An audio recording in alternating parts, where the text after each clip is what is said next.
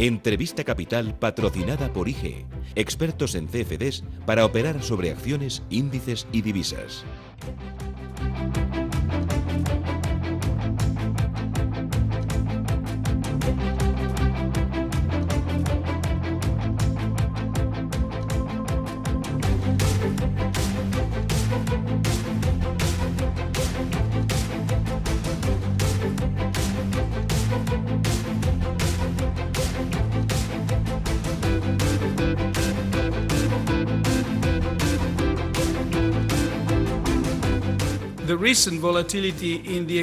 La reciente volatilidad en el tipo de cambio representa una fuente de incertidumbre que requiere un control por sus posibles implicaciones para las perspectivas a medio plazo para la estabilidad de precios.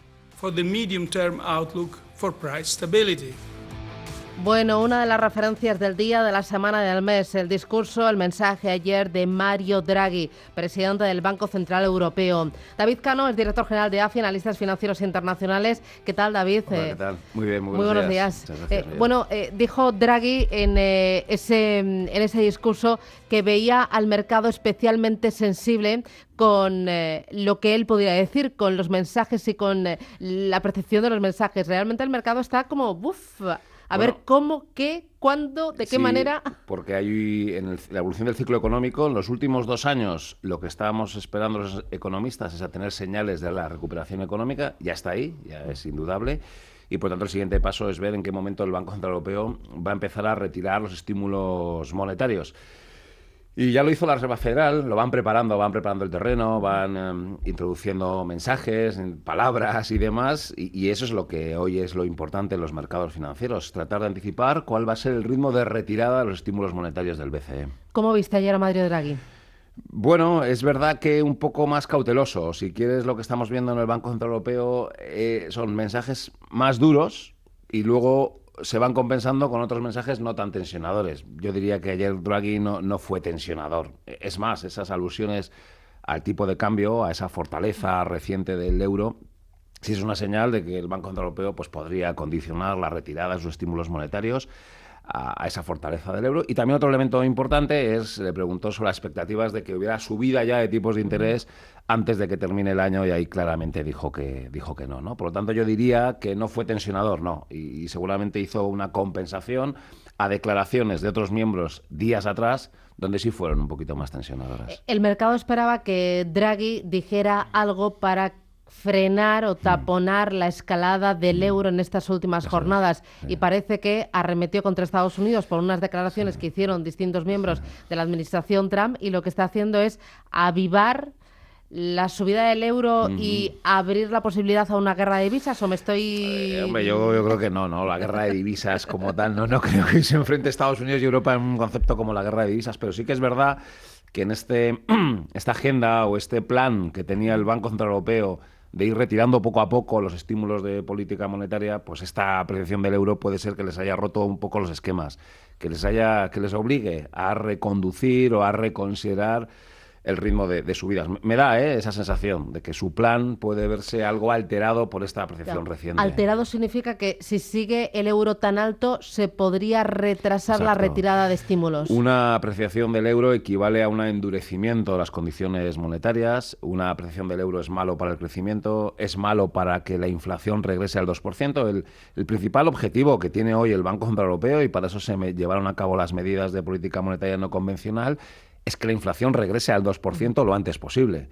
De momento está en el 1,2, 1,3, y la apreciación del euro retrasa ese momento en el que la inflación va a regresar al 2%. Por lo tanto, podemos decir que una apreciación del euro sí puede retrasar el endurecimiento de la subida de tipos del Banco Central Europeo. Pero Draghi no hizo ayer todo lo contrario. En lugar de taponar la subida del euro, ¿no le echó más gasolina al fuego? Bueno, no diría, ¿no?, que sus declaraciones fueran a avivar una apreciación del euro. Lo que sí es, si quieres, avivó el debate sobre la importancia del tipo de cambio, y al final es una de las herramientas de política monetaria y política económica que existen. Cuando tú quieres crecer, lo que buscas es tener una moneda débil.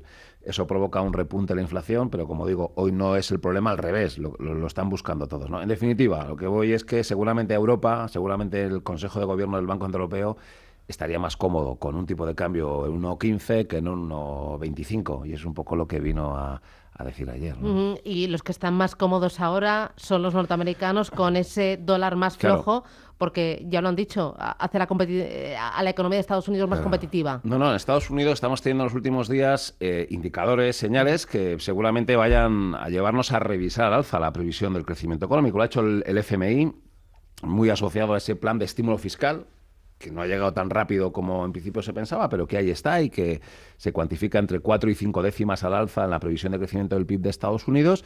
Y bueno, si el dólar continúa debilitándose, pues puede ser un impulso adicional para la economía de Estados Unidos, que de esta forma este año pues puede llegar a crecer a tasas del 2,7, 2,8%, y que aquí, justo en sentido contrario al BCE, condicionará a la Reserva Federal de Estados Unidos, que podría ser más rápida en las subidas de los tipos de interés porque tiene una política fiscal expansiva, una depreciación del dólar que equivale a una rebaja de los tipos de interés, y por lo tanto cambia la cosa, y posiblemente la FED tenga que ser algo más rápida o algo más agresiva, y se van incrementando las probabilidades de que no solo suba 3 veces este año, sino que incluso lo pueda hacer hasta en 4 ocasiones. Porque existiría incluso el riesgo de recalentamiento de la economía norteamericana. Bueno, podría ser. De hecho, por el dólar y por la reforma fiscal de Donald Trump.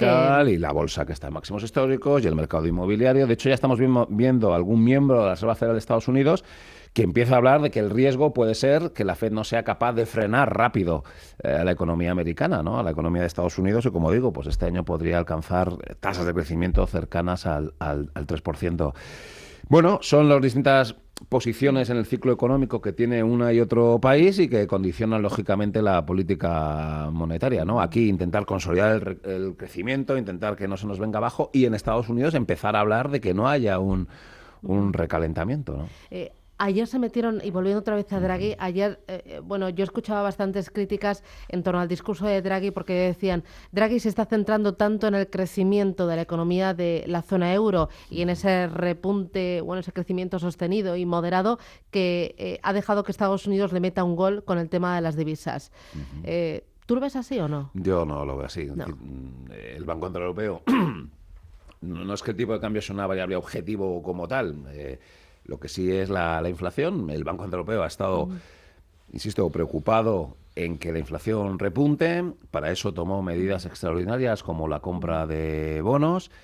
Afortunadamente el ciclo ha ido bien, y además está yendo bien no solo porque crece Alemania o crece España, sino porque además Italia está creciendo, porque Francia está creciendo. Es decir, se estaba cumpliendo el guión. Yo creo que es una situación que se estaba siendo un poco más cómoda para el BCE, y de repente le sucede esto del tipo de cambio que, como digo, pues yo creo que trastoca un poco el guión previsto, y supongo que poca gracia le ha hecho al Banco Central Europeo, que tal vez, no lo sé, no voy a entrar en la discusión entre comillas política, tal vez le hizo poca gracia que el día anterior el secretario de Estado del Tesoro estadounidense pues avivara un poco esa sensación de que les viene bien un dólar débil. Trump ha dicho un poco lo contrario, ¿no? Que quiere una moneda fuerte.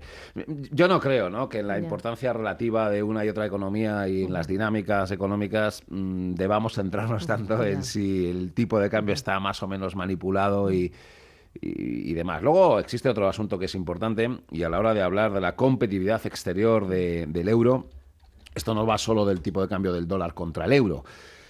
El BCE, como sabéis, publica un tipo de cambio efectivo nominal, que es el tipo de cambio del euro contra la cesta de divisas de los países con los que comercia el área euro. Y lo que vemos es que el yuan chino, por ejemplo, tiene más peso en esa cesta que el dólar. O sea, si realmente queremos hablar de la competitividad internacional del área euro, tenemos que estar hablando de lo que está pasando con el yuan chino, ¿no? Incluso más, como digo, es más importante para nuestras exportaciones lo que pasa con el tipo de cambio del yuan que lo que pasa con el tipo de cambio del dólar. ¿Cómo reaccionó el euro? Se apreció frente al dólar ayer tras escuchar a Draghi. ¿Cómo reaccionó el euro frente al yuan? ¿Cómo reaccionó la bolsa? ¿Cómo reaccionó el mercado de bonos? Bien, pues ahí lo que estamos viendo en el tipo de cambio del yuan. El yuan se está apreciando. Los temores que teníamos hace un par de años de una intensa desaceleración económica en China no se están produciendo. El PIB del último trimestre del pasado año apunta pues a una sostenibilidad del crecimiento. La bolsa china está subiendo. En fin, las variables financieras chinas se están comportando bien y el yuan también se está apreciando.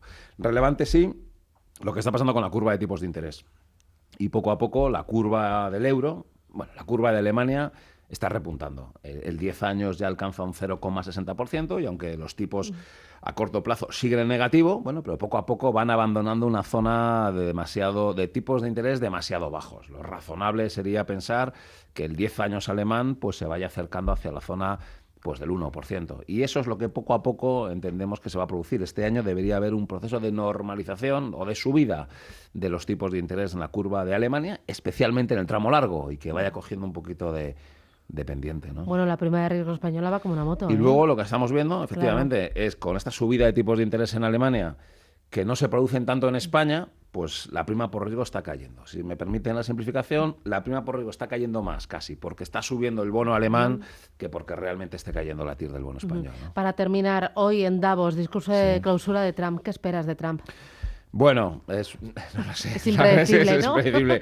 Si hablase de economía, pues entendería que él tendría que justificar... Será provocador, seguro. Sí, o justificar que las rebajas fiscales tienen sentido, justificar que Estados Unidos, que la repatriación de capitales va a permitir creación de empleo, en fin, tendrá que justificar que sus políticas son favorables para el crecimiento económico de Estados Unidos. David Cano, muchísimas gracias por acercarte a los estudios y poner un poquito de luz en todo esto que dicen nuestros gobernantes. Gracias, un placer. Es un placer. Hasta otra vez. Adiós. Chao.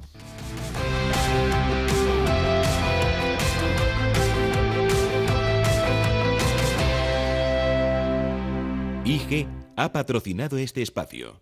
Descubra nuestros CFDs sobre 10.000 mercados en www.ig.com.